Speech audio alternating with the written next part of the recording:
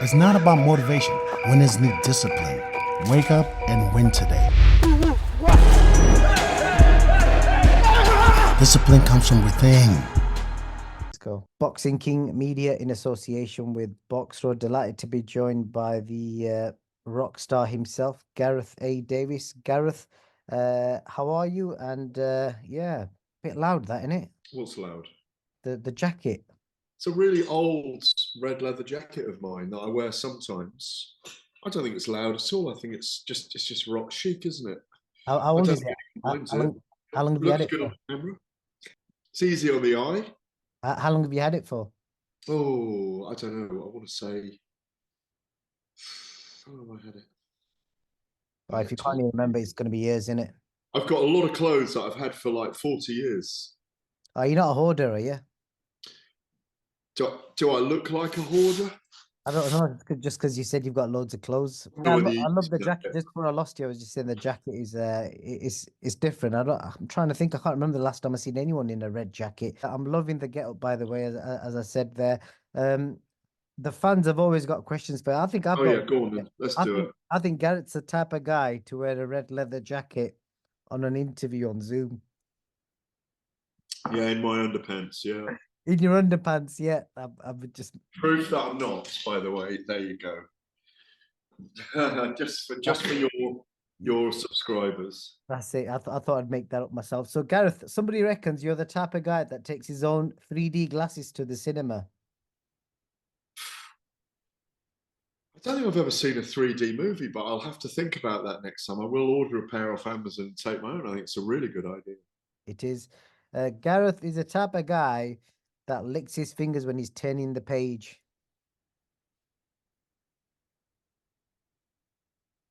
Well, if the pages don't open, you've got to a little bit. Yep.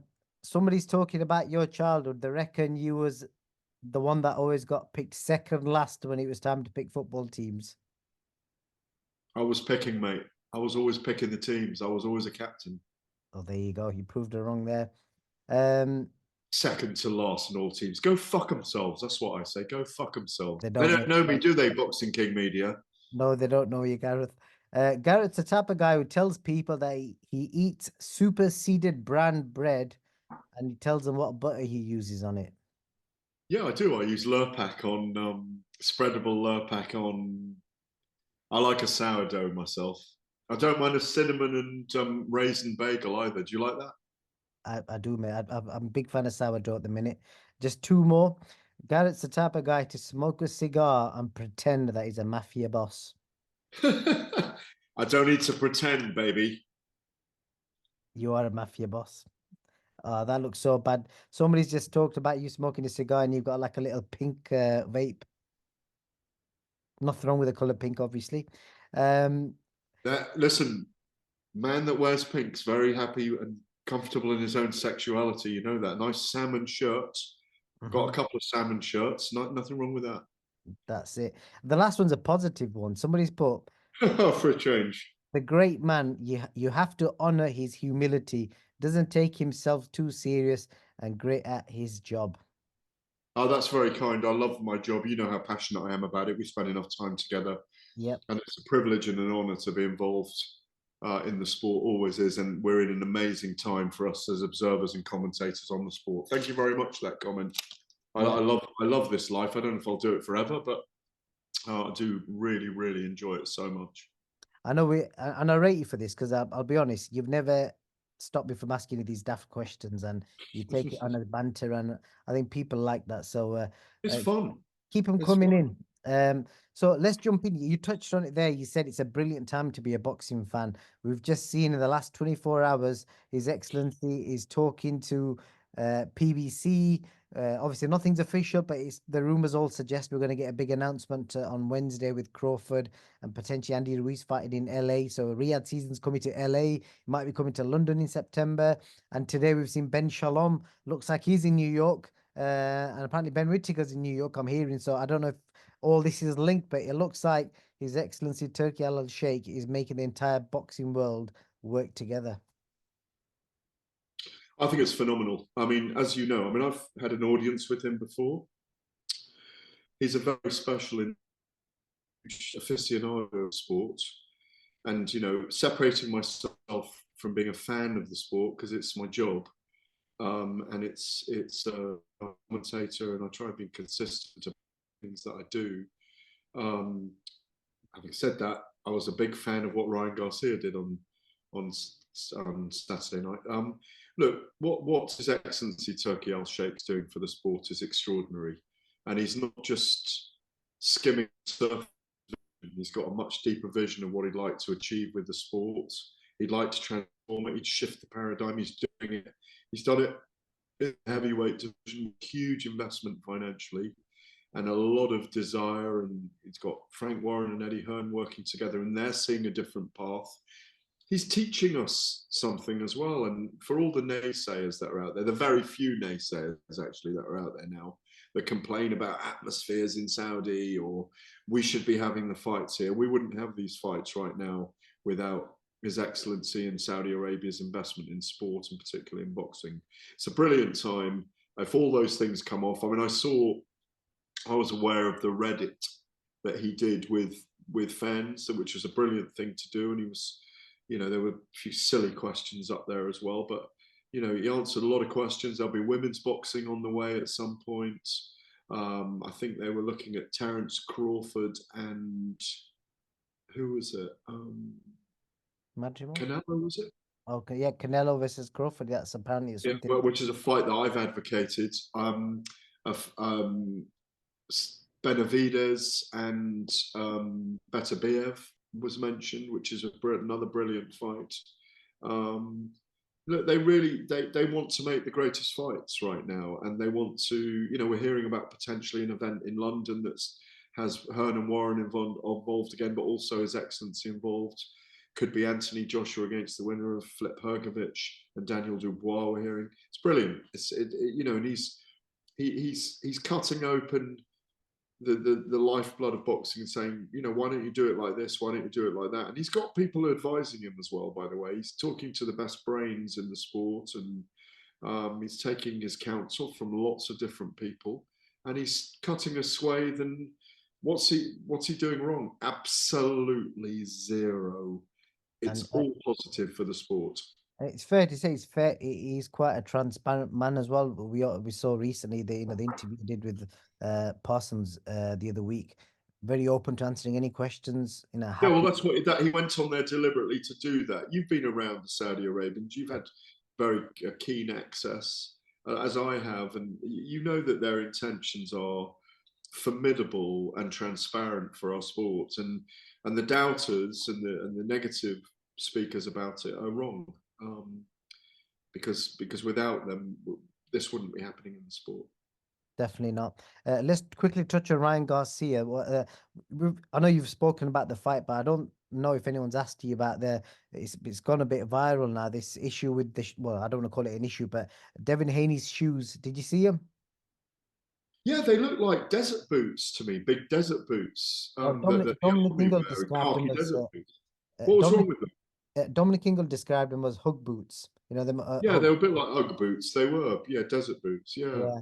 So very strange. Yeah, so he basically just made the point that you should be wearing your shoes in, and obviously they look like they've got cotton on them, and obviously customized, made. Do you think they could have caused any issue for him on the night, footwork wise, or anything like that? No, KO of Ryan Garcia is what caused all the issues. Yeah, intermittent. I don't think it's me. It's absolutely fine. I'm on a fiber connection. Oh, yeah. Yeah, I'm on a 5G fiber connection. Yeah. Probably you streaming something on the side. Any questions about what I'm streaming? I'm happy to have next time. I'll let people use the imagination. Ryan Garcia, do you think he's on the cusp of becoming like an out superstar in boxing? Because he's basically gambled everything. He made himself like do all this stuff that people are saying crazy. He highlighted a lot of things in the media, said things that people are scared to say. And I rate him for that. He's highlighted issues in the world, and people are afraid to talk about them, and he's openly talked about it, and he's gone out and knocked out, well, not knocked out, but beat Devin Haney, who's classed as a top 5, top 10 pound for pound fighter. He's ruined the juggernaut's journey that Devin Haney was on to be the next Floyd Mayweather. That's derailed. Ryan Garcia pulled off one of the biggest heists in boxing history. There was method behind his madness, if I can say that, and it was borne out in the performance. He took himself to the fringe of lunatic genius, and he went with what he was feeling. He sent us all up. I've mentioned this before. It's like Luigi Pirandello, the Italian playwright's character in his play Henry IV, the Italian aristocrat who pretends he's Henry IV, the king, and all his family go with him, and they all dress as courtiers. And in the end, he says to them all, I was winding you all up. I wasn't really. It was the theatre of the absurd that Pirandello was involved in the 30s when he won the Nobel Prize for Literature. And this theatre of the absurd is what boxing is sometimes. And Ryan Garcia did that. Like, you know, the boots that Haney was wearing was the theatre of the absurd. Some of the clothes he's now wearing in general are the theatre of the absurd. I think he was wearing size 20 boots the other day. What do you think of that style? Would you ever? Well, no, it's not my style, but it's just projecting himself as a bigger than life, larger than life character, and it's backfired on him. Bill Haney's comments have backfired with the hubris that they've suffered as a result. Man on Saturday night, you could see it in his soul. Ryan Garcia took his soul on Saturday night. But what I would say is, the one caveat against Ryan Garcia, and I was very pleased for him, because like others, and you remember this because you'll have asked me, I didn't say that he had issues and shouldn't be boxing. Do you remember? I remember you saying that, yeah. What I said was at least he's boxing and he's focused, even if he is having issues that are taking him to a darker place or an unusual place. And I think the one caveat, however, is that he didn't make weight. The world title wasn't on the line, and he gambled scientifically that he'd be not weight drained as he was in the Tank Davies fight, when he would have put up a better account of himself. I still think Tank would have won that. But he gambled. He's paid the $600,000 or $1.5 million, whatever it's going to be in the end. And he gambled on it, and he scientifically said, you know what? I'm going to pretend I'm bonkers. They're not going to take me seriously. They won't worry about the weight I turn up at. Because like Eddie Hearn and Bill Haney and Devin Haney and everyone else on that train were all thinking, this kid's just going to implode in front of us. Quite the opposite. He pulled the wool over all of their eyes. Big heist. Big heist. Now, he may suffer a little bit of darkness after the event because he's had an incredible high right now. And as he embraced his low, you can see him at the moment on social media. He's talking out Jesus at the moment, isn't he? And praising God on high for all the great things that have come to him. I hope he stays with that, because I think his faith is going to be a very important factor as he comes down from an enormous victory, an underdog victory. I'm so pleased he got the result. It was a fairly close fight, weirdly, in my view. I think he only won by a round. I think Haney was doing very well up to round 7, after being kind of shocked in the opening salvos by that left hook. But again, Ryan Garcia had, I think, the poor handling of the referee on the night. I think there were more than 3 knockdowns, if I'm honest. There were a couple of shoves and pushes, but he clearly, on the eye test and should have been on the judges' cards, was a resounding winner on Saturday night. And I praise him for that. And as you just asked and alluded to, or didn't allude, you said it, I think he's got 8 million more followers now on Instagram almost overnight. I think it's gone up to 20 million. No, he's only 11 million. Yeah. And he doesn't need a belt anymore. He doesn't need to fight for any of the belts. Whoever he fights from 143 to, what will I say, to 154, even 160 in a few years' time, is going to be a mega fight. He's become a superstar overnight. I tell you what my favorite part was in the whole build up, everything, and it's the most original thing I've ever seen. He had an orchestra in his changing room playing like violin music, whatever you call it. I thought that was a string quartet. Yeah, it was a string quartet. That's the most original thing I've ever seen from any boxer. Well, I liked him turning up to the press conference on a white horse as well. I mean, I Yeah, like that was cool. So yeah, amazing, and I'm looking forward to see what's next. Pirandello's, weirdly, it was Pirandello's Aristocrat who fell off a horse and banged his head, and people thought he didn't want to live in that reality anymore. In the absurdist theatre. Look, Ryan Garcia is an extraordinary character we should celebrate as long as he's in our sport. Simple as that. He's an absolute megastar. He's got matinee idol looks. He's fascinating. I think he'll be in Saudi. I can genuinely see him in Saudi next. You can see him anywhere. The last thing, a quick minute on your reaction to. I met a lot of famous people in the boxing world and just general world in the last few years, but I got to meet Pierce Brosnan the other day. It was the most surreal thing ever because he's my favorite James Bond, and he's going to be playing Brendan Ingle in the upcoming movie, which is about Brendan Ingle and his relationship with Nazim Mohammed. I think filming this week. How amazing is that? That's absolutely brilliant. Give my regards to Pierce when you see Pierce when you see him again. My favourite Bond is definitely Sean Connery.